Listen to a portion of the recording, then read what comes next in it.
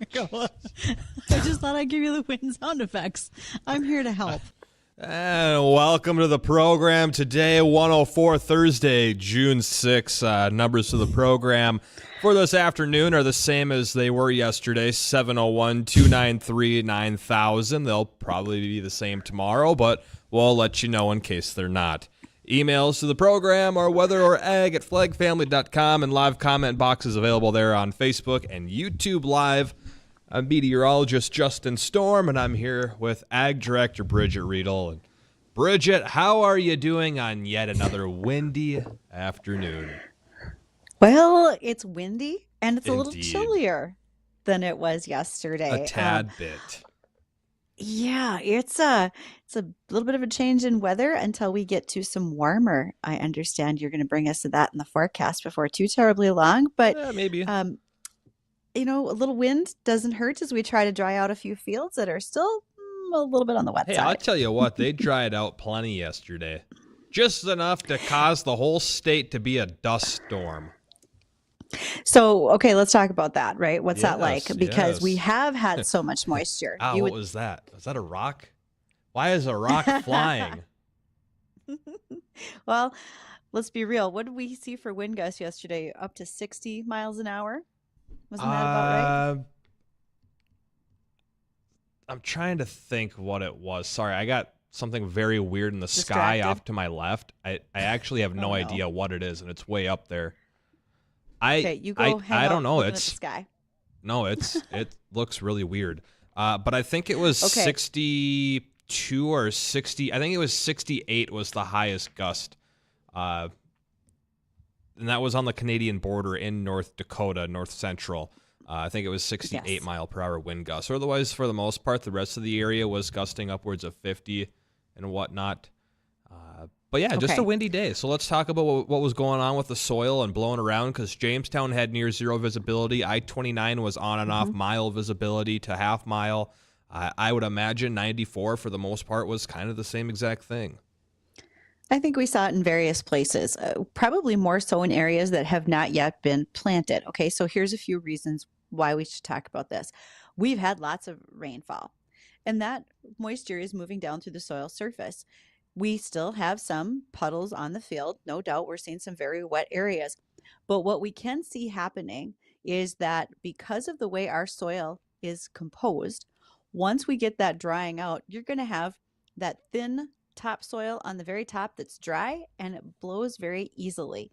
It's Mhm. not been packed into place. It doesn't have a crust on it or is compacted.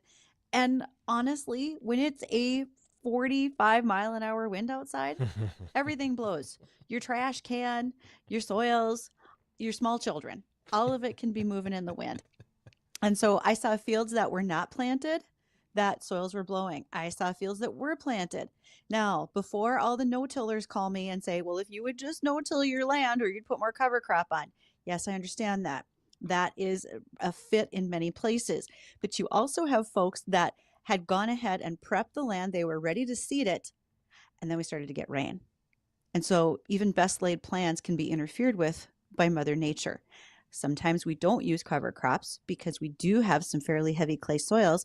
And if we use a cover crop, we're not going to get back into that field. It's going to be more wet. It doesn't work as well. They can't get dried out to get in there. There's a variety of reasons that people do different things based on each field. So not each one is right. It depends on the field, whether you use a cover crop, whether you're tillage or no-till.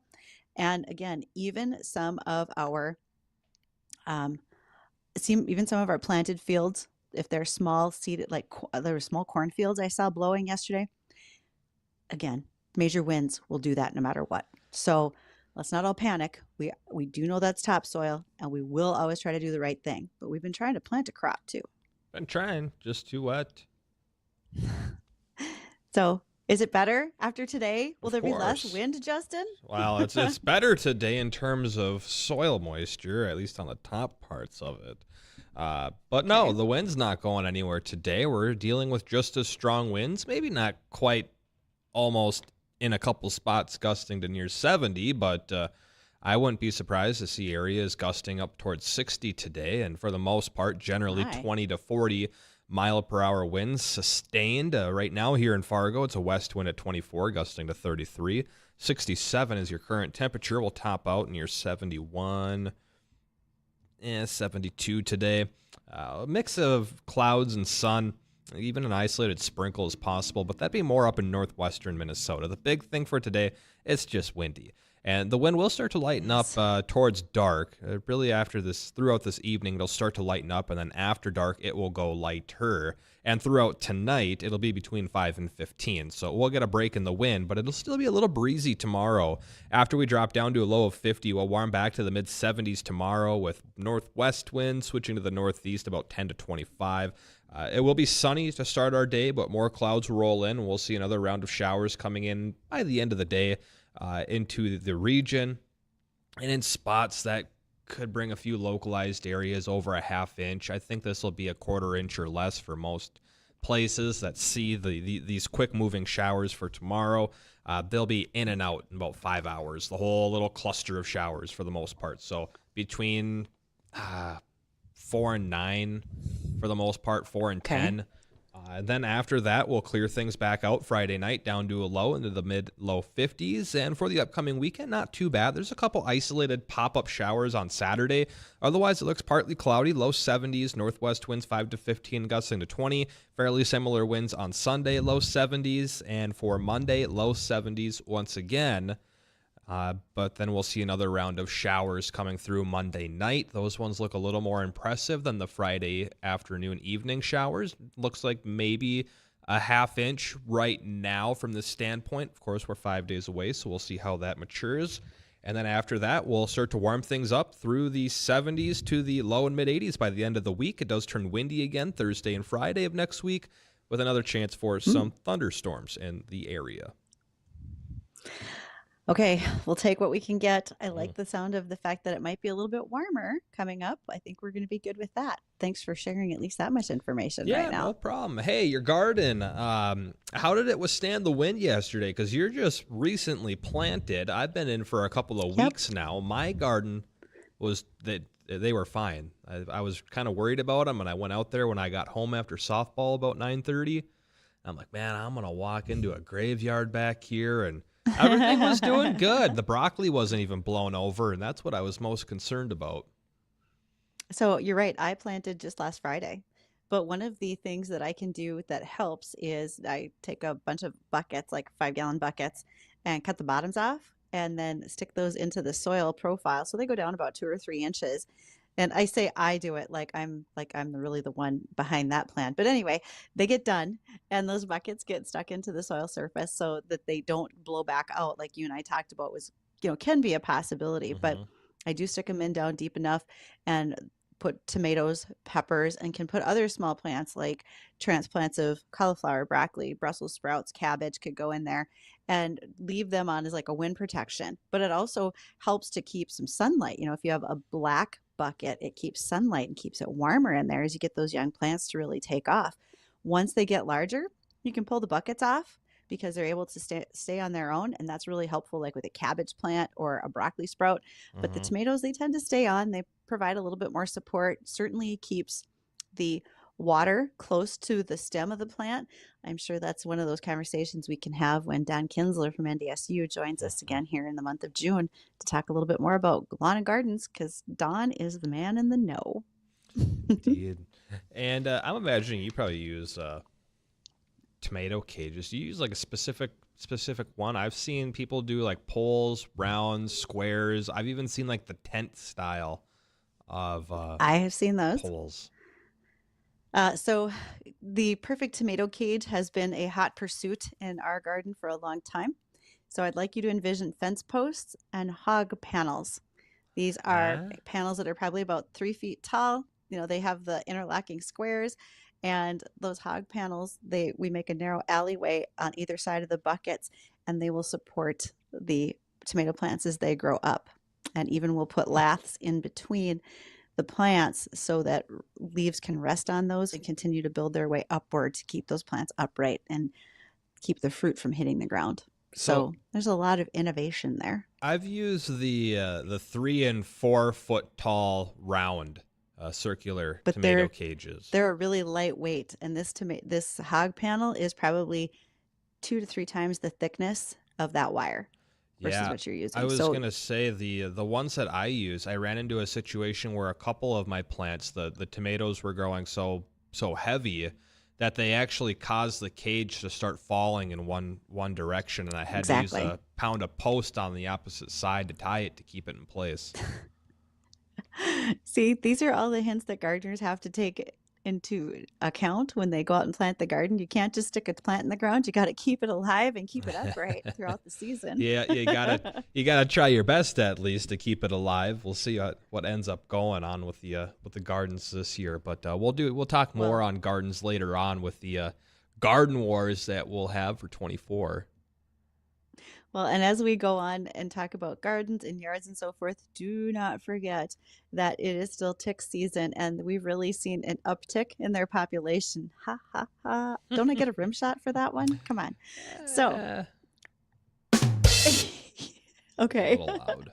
So, uh, ticks are alive and well, and even though we normally think of them in tall grasses, folks are finding them even in their lawns, around shrubbery, and pets are carrying them into the house. So make sure that you're taking care of the dogs and cats with flea and tick collars. Yourself, best protection is long pants, long sleeves to try to keep ticks off of you. We know that ticks will not only carry Lyme disease, but also Rocky Mountain spotted fever in our further western listening areas. So be cautious of that. Ticks also will be a problem in cattle from time to time. So we've got to keep an eye out for control whenever possible. If you do discover a tick has crawled onto the skin, and especially if it's buried its little head into your flesh, you can't Mm. just pull it off because if you leave the head behind, that can cause an infection. So make sure that you grab a tweezers pull to make sure you get the entire body of and head of the tick off. Some people say that like Grandpa used to take a match to get them to pull their head back so that you could get the whole tick off Yeah, of you. burn their I don't body. recommend we all walk. Yeah, we all. I don't really recommend we all go out and do that to each other, but just take care and caution because there is really quite a lot out there, and we know with the rain we've had, there'll be an influx of mosquitoes. Be prepared. It looks like a buggy year. It does. Here's one thing. I know we got Angie Johnson, NDSU Farm Safety Specialist. She's sitting in the wings waiting to come on with us to talk a little bit about farm safety and some of the programs and Mm-hmm. courses that are going on. But I remember we were talking about because we were coming off of a dry summer and entering a dry spring that ended up being a very wet spring for most of us over here, but I know that there were concerns of grasshopper populations taking off with how dry and warm that the winter Mm-hmm. had been. Does the excessive rainfall that we've been seeing in most of our area, maybe an exception for far western North Dakota, does that combat or give some hope of washing away some of the eggs that were left behind? Some. It's washed away some, but I just saw a crop consultant from up near the Canadian border who was already seeing some hatch and finding grasshopper nymphs. Grasshopper nymphs are the small version. They're probably a half inch or less in size. Hmm. And so we are seeing some grasshoppers already. Also, leaf hoppers have been a problem. We found them in sugar beets. And so folks have had to monitor and maybe even spray some fields already, depending on where you're at in the Red River Valley. The flea beetle has been alive and well in canola, much to the chagrin of many farmers and agronomists who do not want to be spraying flea beetles this early on in the season. So we've got quite a number of insects that are out and about these days. Indeed, indeed. Well, we're going to take a short moment here and get caught up with the American Ag Network. But when we come back, Angie Johnson's here to join with us again from NDSU, Farm Safety Specialist. If you got any questions for Angie or us, feel free to give us a call on the Red Wing Shoes shoe line. That's 701-293-9000 or email weatherorag@flagfamily.com. So stay tuned. We'll be right back.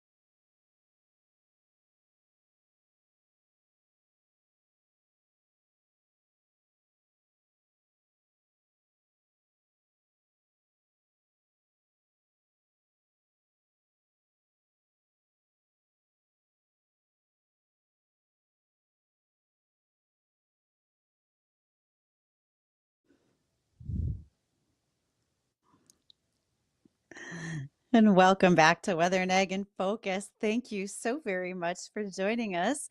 We appreciate all of your messages and your calls on the Red Wing Shoe line 701-293-9000. And don't forget, we're going to be doing some more videos on our Here We Grow project with some of our great sponsors. One of those that you'll be seeing soon is with Gowan Company. Marcia Van Leer, who's our local Gowan representative, she and I went to the field. We had a great chance to talk about corn, planting depth, also seedling disease because we had so much moisture going on early in the season, and a Defiance fungicide and some timing of when Defiance should be used in a corn crop. And additionally, we're going to be working with Red River Retention Authority. Brian over at Red River has been great to help us get a grip on what's happening with flooding projects here in the Red River Valley. And funny enough, we didn't think it was going to have this much rainfall when we first talked to him this winter, and here we are. So it makes these projects even more relevant. Thank you to both those as sponsors for Here We Grow. Also, thank you to Angie Johnson for joining us today. Angie's with NDSU Extension. She is the Farm and Ranch Safety Specialist. Hey, Angie, do you get a little breather in after the last couple of weeks of action? It's been a little wild. I won't deny that. It's been on the go, that's for sure. All right. So tell us, what's been your latest project? Yeah, so our youth farm safety camp program has really taken off. We've completed 2 camps already now back to back, and so we're gearing up for our final camp for the year at the end of June. So that camp will take place in Bismarck, and so really working with youth ages 13 to 16 on preparing them for the workforce within production agriculture. So operating equipment such as tractors, ATVs, skid steers, as well as working with livestock and learning a little bit more about proper animal handling skills and how we safely vaccinate those animals and work with a crew. How do we work with a team of people, whether we're working with animals or working on farm machinery? So it's been nonstop, but we've had really awesome groups of kids that have felt really empowered thanks to our program and having our team of extension agents show the ropes on safe tractor and equipment operation.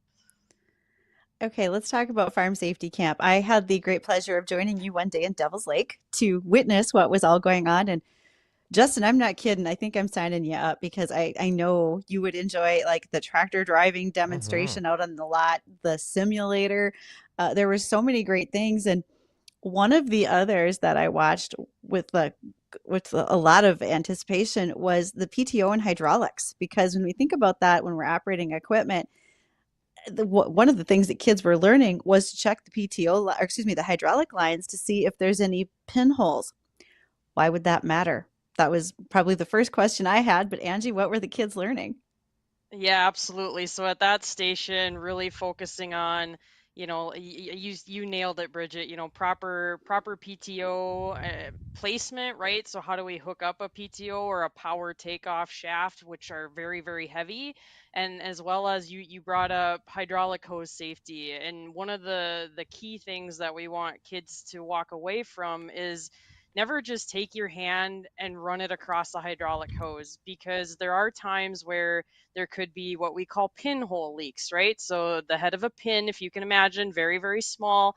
You can see it with the naked eye, but a pinhole leak on a hydraulic hose is not something you can see with the naked eye. And it's not something that you're just going to see an oily film or a residue on the hose, because in a pinhole leak situation, you have so much fluid that's under pressure. It's literally just spraying out of that pinhole leak, but you can't see it.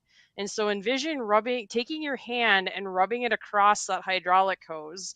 What's going to happen to your hand is you're going to have that fluid under that much pressure actually penetrate your skin and inject into Oh. your hand, or your whatever body part you're working with to touch that hose, whether that's your wrist or even if your arm rubs across it, I guess is what I'm trying to get at.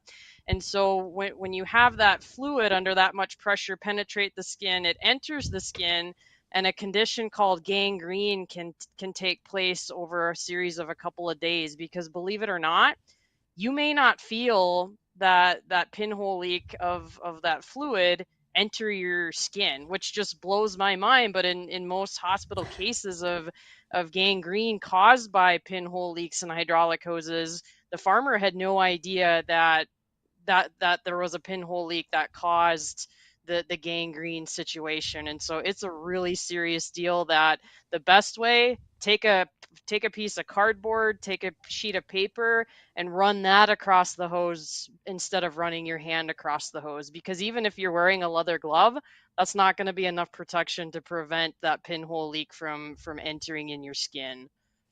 I'm like mind blown right now, Bridget. I know I know the camera wasn't faced at me during that, but the faces I was making of just dumbfounded. I had no idea Yeah. that something like that could even be a possibility, I guess. I mean, I've worked with hydraulic lines before, but I've never thought Yeah. about something like that. And unfortunately, most of us in production ag haven't, which is how these things happen, right? We just don't even realize some of the situations. And when I asked kids about when I was there that day, what are the things that you're learning and taking away? They're like, it's the stuff that is it's the stuff that's so surprising, right? We understand the basics. Don't grab a PTO shaft. Don't stand in front of a tractor when it's taking off, or try to, cross the wires and jump it from the ground, right? Because if it's in gear, it'll jump ahead and run over you. But it's little things like Angie's talking about that you don't think about. Hillside rollovers with equipment and ATVs. You had a great map talking about some of that, Angie. Yeah, it was. So just to give audience members out there a perspective, so we take 16 kids. That's as many as we have adult supervision for. And to be honest with you, and Bridget can attest to this, everything we do is hands on. And Yeah. so we break those kids up into groups of two, and they rotate throughout. We've got, I think, 16 total stations on day 2, and that includes tractor driving, skid steer driving, equipment operation.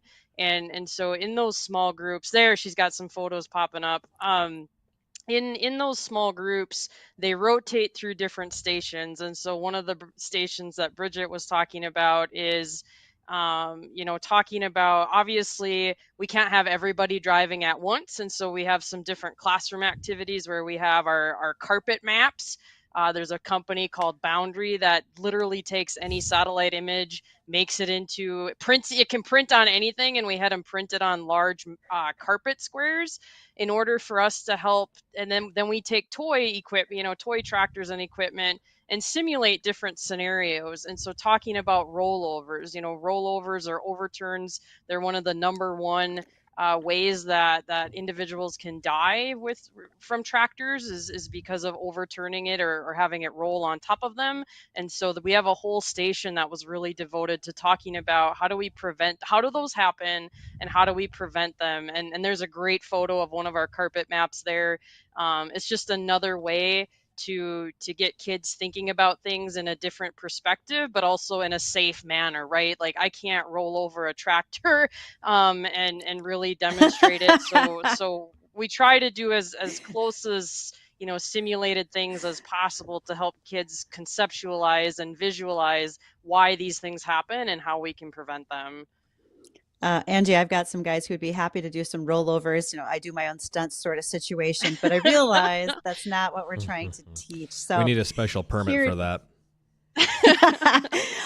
okay, speaking of permits, we're going to talk about that when we come back, because there are some very tangible things that students take home from this activity, and one of them has to do with ATV and UTV usage. So let's get to that when we return. It is 1:31 in the afternoon. Stay tuned. We'll be right back with Angie Johnson, NDSU Farm and Ranch Safety Specialist.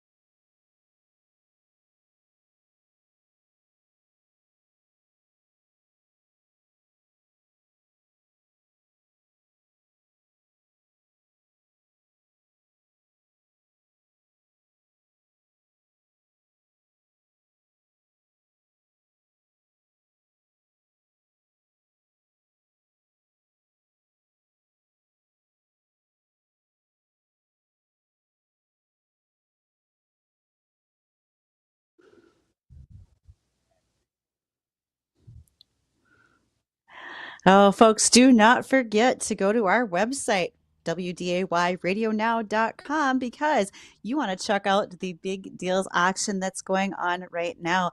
There is a opportunity for you to go ahead and buy on auction a 1 week stay. That's June 22nd to the 29th at Coles Resort near Bemidji. It includes so many things. It would be a great opportunity for you to have a little fun with the family. So get out there and do some bidding.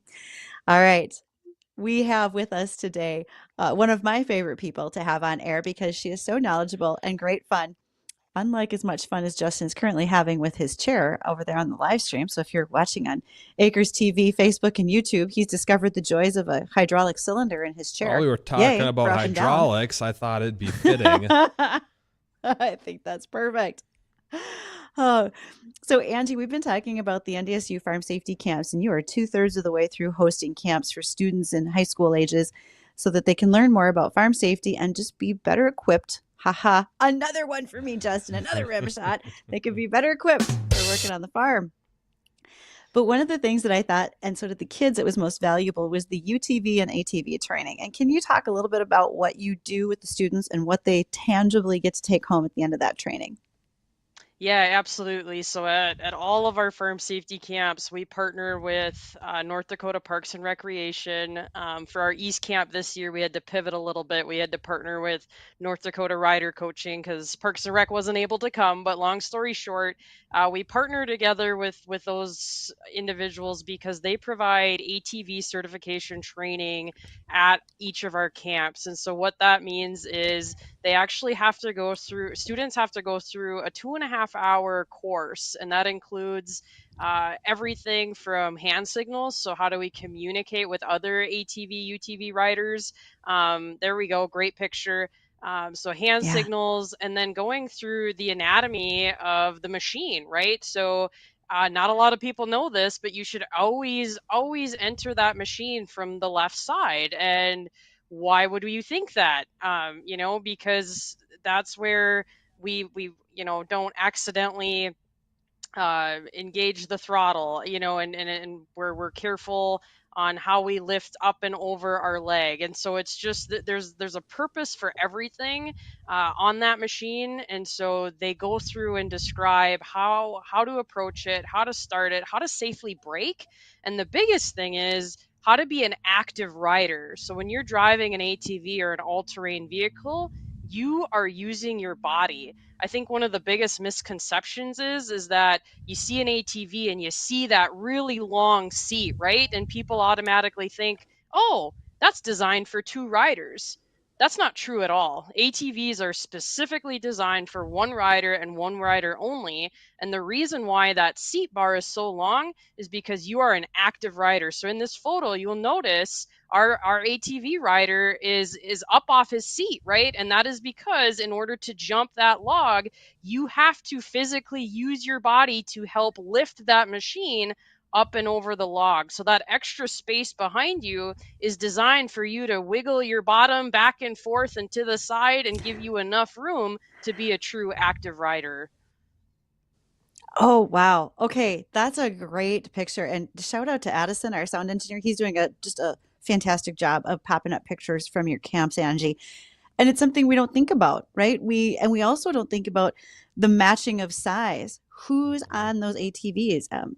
On my home farm, I can tell you that there's 5 kids between my family members who farm, and they're all under the age of 14. They are not allowed to actually ride those four-wheelers Oh, I'm so because proud of you. I'm so proud of you for saying that. they're so powerful. Mhm. I've seen my dad flip one over. Unfortunately, we've had 2 youth in the state of North Dakota this year who have died from ATV accidents, and they were also very young. Um, I don't think we can emphasize enough that they are a machine. They're not a toy. Exactly right. And you hit the nail on the head when you talk about how do we properly size the ATV to the rider. And so there are youth sized ATVs. And what I mean by that is they are smaller CC, engine rating, right? And so if you're going to have a young person riding that ATV, you've got to match the right ATV size to that rider, because like you said, they are machines and they overturn quickly. And when you get in trouble on that machine, if that machine is going to be larger than you, how in the world are you going to be able to respond and react fast enough if it's tumbling on top of you? So that's a huge thing that when working with families, if you are going to have a young ATV rider, have them go through the certification course. Parks and Rec is free of charge. They go all around North Wow. Dakota. You get a free helmet out of the deal. So all of our campers, they get free ATV helmets. No, even if they don't have an ATV at home, I don't care. How many times do you go to a friend's house and guess what? They have an ATV Yeah. and want to go riding. And so every kid gets an ATV helmet to prepare them to protect that precious cargo. You only get one brain in your life. We got to do everything we can to protect it. I think that that's something that a lot of youth and young people, and even those who have never really driven on a four wheeler or ATV, UTV, is how easily they are able to either flip over or roll or even lose control if you're driving them at a higher rate of speed, even at 30, 40 miles an hour, which may not seem that fast, but on a little machine like that, for as narrow and as short as they really are able to lose control pretty easily, even with snowmobiles as well. Do you do any Hmm. snowmobile safety courses or anything like that? Because I know that that's a big hobby up here and around as well, but there's always a lot of accidents that are associated with them too. Yeah, that's a really good question. I have to relay that our good friends at North Dakota Parks and Recreation, they're the ones, they offer snowmobile training when winter shows up, and which, in our state is usually early. So they're a great resource. They provide snowmobile training for, and I don't want to, even this ATV training they do, they also do UTV training, and they do it for adults. So I don't want to just, this isn't just a kid issue or a kid problem. This is for adults too, and so they offer adult ATV, UTV, and snowmobile courses as well. Well, yeah, I know that there's a Huge. lot of ways, and I never took an ATV course, so I've kind of had to learn a lot of how the machine handles by myself. But I remember the first time that I was going through a ditch, and it's a 30-degree angle, and you're sitting there riding, thinking nothing's going to happen, and then the next thing you know, it starts leaning to one side, and you have to learn that you're supposed to lean to the opposite side of the ditch that you're riding on in case it does. Well, one, to have more weight keeping those wheels on the ground, but two, if it does roll, so you can jump off to the side Bail. above it instead of Yep, having it exactly. You got to roll shift on that top of weight. you. What's been the feedback from participants, kids that are taking the camps and parents that are bringing the kids to the camps? Maybe they're staying, listening, watching. What's the feedback? It's pretty awesome. When I got back to the office today, I got this letter, a letter from a parent who was just over the moon and so grateful and thankful for everything we did. I mean, just not even realizing what we do at Farm Safety Camp and how hands-on it is, and the impact it made on their child. And so um, that letter, I might frame it, I don't know, but pretty proud. But the kids are just, that's what's hard. These camps, it's all day. I mean, we got to be up at 7. It's like a full day of farming. So we treat these kids and tell them that for these 3 days and 2 nights, you are our farm employees. So we are Hmm. we're your employers for the week, and so we need you to be on time, because we don't want you can't be late to work, right? That's not going to work well if you're going to be working for a farmer. And so these are the expectations that we have for you, and we go through all that. And so I tell you that because sometimes you wonder, are these kids, we want them to have fun, but we also need to be serious, because the things that we're doing at this camp, it's risky business. Farming is risky business, and making sure that we protect our health and their health, and stay safe. And so once we really get that grounding, those ground rules established, overall, I think and feel very strongly that the kids value and appreciate everything we do and provide for them at camp, because we care. All of us in Yeah. extension and all of the safety partners that we work with we care about them, and we want them to be successful and grow to an old age, and enjoy a safe career within production agriculture, even if they choose not to go into farming. So to answer your question, I feel very strongly that the kids value it, and we've had some awesome parent feedback about the program as well. That's great. And I know, and I'm speaking on my experiences, but I'm assuming that this is in most cases that these kids are going to bring memories, and those things that they learned, they're going to remember them through the rest of their life. I mean, I'm almost 30. I remember when I took my boating course, I think I was 13 years old. I still remember a lot of the things from that. When I took my firearm safety classes, I remember all of that information. Yep. So a lot of this stuff Me is too. something that's going to stick with them, and something that they're hopefully going to pass on to their children as well. And we got Tom on line one. If you want to get in on a quick comment, 701-293-9000. I got a couple minutes here, a couple lines open. Tom wanted to add to this topic as well. Tom, thanks for calling in today. What's going on? Yeah, I can't say enough about safety. My cousin and his wife, my cousin was in a pickup truck, half-ton pickup truck. His wife was on a four-wheeler in a ditch. He got to see the whole accident. She wasn't wearing a helmet. She was one of the steep ditches on the county road down near Wapaton. She got a permanent TBI, and this happened, she was about 55. She had to retire from teaching. She has never been the same since. And she was not wearing a helmet. And so it rolled several times. I don't know if it hit a hole, but she was going at a pretty high rate of speed, old enough to know better. But accidents can happen anytime. So I cannot emphasize enough training and headgear. Yeah, appreciate the call, Tom. Thank Thanks you very much. Yeah, thanks for sharing. Yep. He's so right, and just all the training that you do, Angie, for these kids makes such a difference. I'll be honest. Before we end our conversation today, one last comment I want to make is it's not just about machines and equipment. You spend a day doing livestock handling, and as someone who grew up with cattle and horses, whether you're the kid on that farm or you're the kid visiting a farm and not used to livestock, it matters. And if you can just take 1 minute and give us a quick rundown, what do you do in the livestock handling day? And then we'll want to know how people can reach out to you for more questions.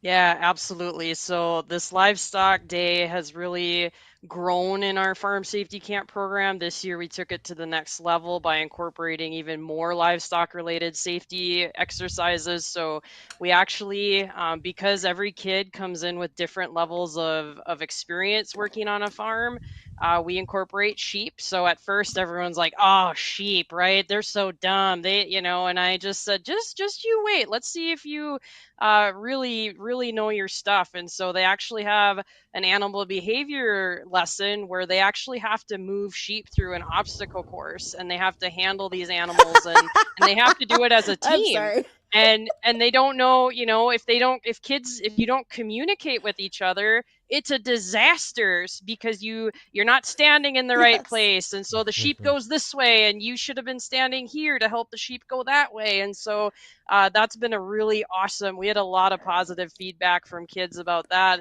I had no idea it matters where I stand. They'll jump right over you, and it's like, yep, this is exactly why. And we use sheep because it's a lot safer, right? We can control the risks. They're not gonna kick you, come after you. I mean, they may try to jump over you, but so we do that activity. We also do chute side safety. I'm pretty passionate about chutes because that's where a lot of people get hurt. There's the squeeze chutes are machines, and so where we stand matters, so we don't get clocked in the face, or a lot of injuries are jaw breaking type injuries, because if you open up a lever too fast and you're standing in the wrong spot, it's how a lot of veterinarians get hurt, is getting hit in the face. We do, every kid gets to practice vaccinating. Bessie, who is my cow head model, she has a beautiful neck to practice intermuscular injections and subcutaneous injections, because oftentimes our kids, hey, you're going to come help vaccinate calves or cows this week before they go to pasture. And, how do we safely handle needles? How do we prevent needle stick injuries? So every kid gets to go home with or every kid that works on a livestock farm, they go home with a sharps container and learn, that they are now responsible for managing those used needles and syringes. And then we also do our last livestock session is biosecurity. How do we make sure we prevent Mm-hmm. spreading diseases amongst animals as well as animal diseases amongst humans, and vice versa, the zoonotic factor. So that's kind of our livestock handling day on the final day of camp. Awesome. And Angie, we got about a little less than a minute left. When's the next camp and where is it Yeah, at?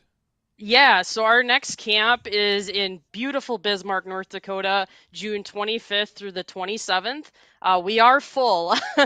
We've had a lot of folks reach out asking if there's room, and we almost could have offered 2 camps just for how popular this is becoming. And not to toot our own horn, but we have kids from Montana and South Dakota coming this year, and Oh, so that's we're great. really setting a trend here in North Dakota on how we teach youth farm safety. Awesome. And if someone wanted to get more information about the camp, see if there's more coming up, or maybe if there was enough interest, maybe potentially do another one more locally around here, where could they go to get that information or get in contact with you? Yeah, absolutely. I might be a little slow on email, but email's a great way. Phone as well, 701-231-1873, or angela.b.johnson@ndsu.edu. Awesome. Well, appreciate it, Angie. We're going to take a quick moment here when we come back. We got a couple ag topics and another check on the forecast. And if you want to get in on the show quick, 701-293-9000. Stay tuned. We'll be right back.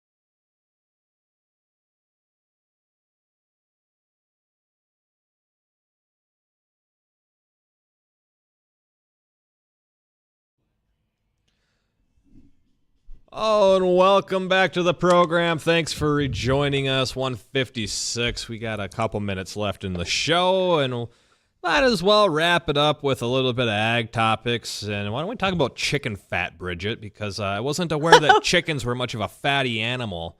But let's talk about chicken fat. So they're not super fat, but I can say that I remember when Grandma canned chickens when I was a little kid, and there would be like a layer of fat inside the jar. Sure. So apparently, over in South Korea, they've got some time on their hands. They just so they feed took these the chicken chickens fat. nonstop? Oh, no, it gets better. They took what fat there was on a raw chicken. They rendered it down, and they could use it like an oil, like a kerosene in an oil lamp. They could put a wick in it and burn it. Okay. But then they decided to do some more high-tech things to it, which there's a whole long, complicated process that went into this. And once they had rendered it even further down, they figured out that it would store energy, and they could literally hook batteries to it and run LED lights. So they're using chicken fat for batteries over there in South Korea? Yes, as a fuel inside a battery cell. I know that they're on some next level stuff, but I didn't think they were that next level. Yeah, I gotta say, this is not one that I saw coming. I mean, if you're going to think about, big, giant, great ideas, I never thought the chicken fat storing energy was a way to do it. Well, but here we are. How much energy is the chicken fat storing? Because, I mean, I think of South Korea and I think of next generation technology, and I'm like, are we going backwards here, or... How many chickens produce how much fat, and how much fat do you need? How many chickens does it take battery? to turn on a light bulb? I don't know, because now I need their fat. This is so crazy. All right, so the fatter your chicken, the more LEDs you can run. Next up at the county fair, chicken running lights. Oh, God. Where do you screw the light bulb in? I knew we had to talk about this because it was beyond a little odd. So there you have it, chicken fat. Right on. All right. Well, more shenanigans tomorrow from 1 to 2 o'clock in the afternoon. I think we've had enough talking about chicken lights. The Jay Thomas Show is coming up next. We'll see you guys tomorrow.